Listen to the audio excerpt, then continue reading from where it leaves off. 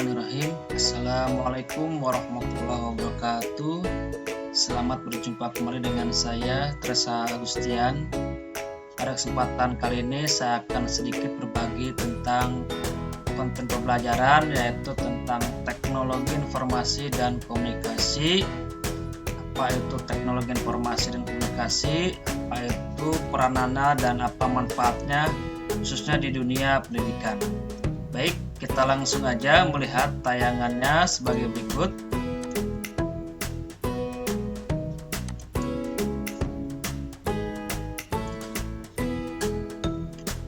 Nah, ini merupakan pengertian dari TIK. TIK singkatan dari Teknologi Informasi dan Komunikasi. Pengertian teknologi informasi dan komunikasi adalah teknologi yang berhubungan dengan pengambilan, pengumpulan, pengolahan, penyimpanan, penyebaran, dan penyajian informasi.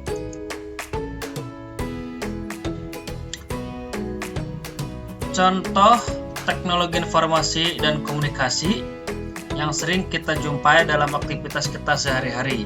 Di antaranya, yang pertama itu yang disebut dengan komputer, kedua internet, seperti situs web, blog, dan email, dan saya yakin Anda juga sudah sangat mengenal. Tiga, teknologi secara langsung berupa radio ataupun televisi, teknologi penyiaran yang direkam atau podcast, di mana pada saat ini aplikasi podcast lagi sangat booming ya. Pemutaran audio dan video dan perangkat penyimpanan. Yang kelima, telepon, baik itu telepon kabel, telepon seluler, satelit, visio atau konferensi video. Nah, seperti yang kita ketahui bersama, semenjak adanya pandemi COVID-19, yang namanya aplikasi konferensi video itu sangat sering kita gunakan, seperti Zoom, Google Meet, Webex, dan lain sebagainya. Dan tentunya masih banyak lagi yang lainnya yang merupakan contoh dari teknologi informasi dan komunikasi.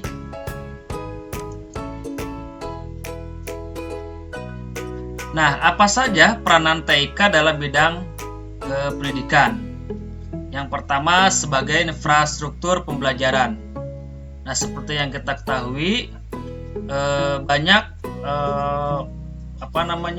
alat-alat yang bisa kita gunakan di dalam TIK sebagai penunjang kita dalam belajar. Misalkan seperti dulu kita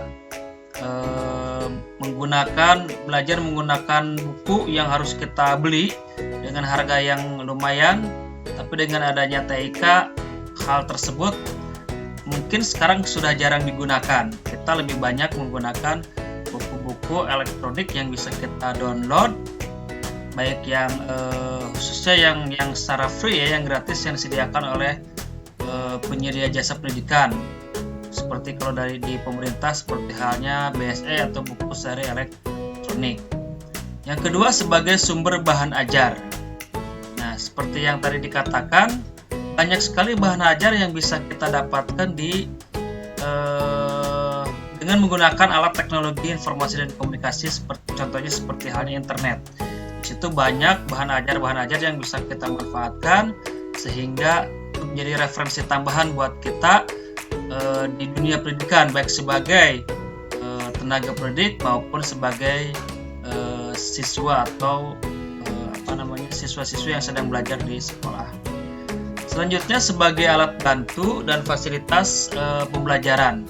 Nah, dulu mungkin kita belajar menggunakan board, menggunakan whiteboard atau blackboard, menggunakan spidol ataupun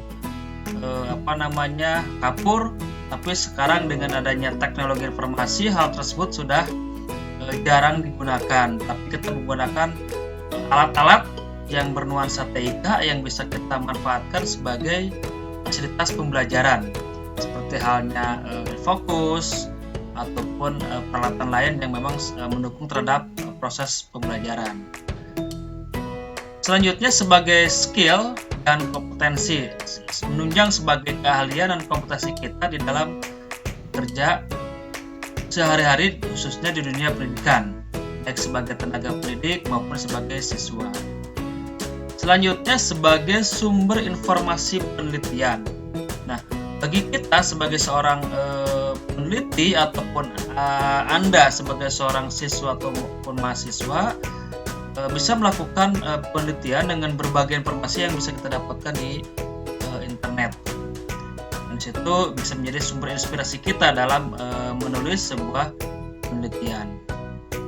Selanjutnya sebagai media konsultasi. Nah, dengan adanya TIK, konsultasi bisa dilaksanakan di mana saja tanpa perlu harus datang ke konsultan secara langsung. Dan kita bisa menggunakan teknologi internet, bisa komunikasi menggunakan teknologi informasi dan komunikasi, baik itu bisa baik menggunakan media komputer ataupun menggunakan media smartphone, di mana sekarang banyak aplikasi-aplikasi yang bisa kita manfaatkan untuk konsultasi secara langsung tanpa perlu harus datang ke konsultan di tempatnya. Dan terakhir sebagai media belajar online. Nah, seperti yang kita ketahui bersama, semenjak adanya pandemi COVID-19, siswa ataupun mahasiswa belajar dilakukan di rumah secara jarak jauh dan dilakukan secara online ataupun offline. Kalaupun mau dilakukan secara online, kita bisa memanfaatkan peranan TIK untuk proses kegiatan belajar online tersebut, baik dilakukan secara sinkron langsung ataupun asinkron tidak langsung. Itu adalah beberapa peranan TIK dalam bidang pendidikan.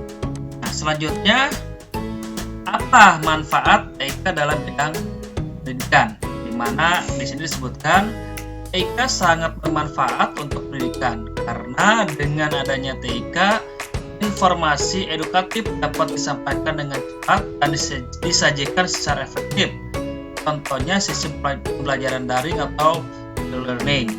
Nah, sekarang seperti yang dijelaskan di awal, selain kita bisa belajar secara online secara asinkron, kita juga bisa belajar secara asinkron melalui aplikasi yang disebut dengan e-learning, pembelajaran secara elektronik menggunakan beberapa media atau aplikasi yang memang banyak sekali yang bisa kita dapatkan untuk menunjang kegiatan belajar tersebut. Dan tinggal bagaimana kita memanfaatkan TIK tersebut untuk menunjang kegiatan kita dalam belajar, menunjang kegiatan kita dalam mendapatkan ilmu di masa pandemi COVID-19 ini.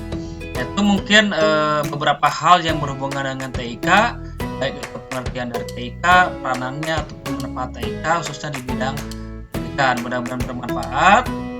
Terima kasih. Assalamualaikum warahmatullahi wabarakatuh.